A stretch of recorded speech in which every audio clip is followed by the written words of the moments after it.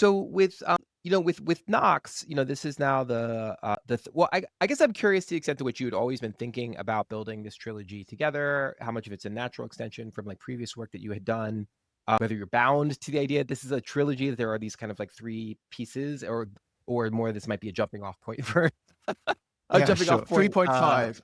Yeah, because Yeah. you say trilogy and you like close the door to there being a fourth work. Yeah.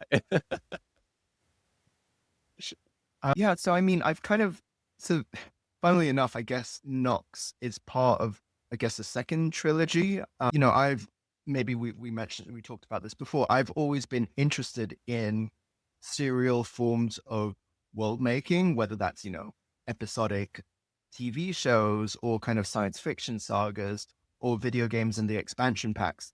I really think there is like, on the one hand, you get this kind of idea of completion of like trying to create like a major work. This is kind of you know, the like Wagner opera kind of thing where like I have this vision of having, a 7 day long opera kind of thing. That's really not my vibe. I feel it's quite like, You're gonna build your own you're gonna build your own theater is what you're telling me specifically. exactly. So Nox is like the second part of a probably trilogy.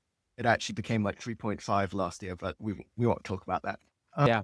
That I had this idea, my first trilogy, which was the Sino-Futurist trilogy that was looking in the kind of 40-year distant future about, the rise of like AI and this awakening of AI as this protagonist, as the kind of main character of the work. I finished that just actually pre-pandemic around 2020.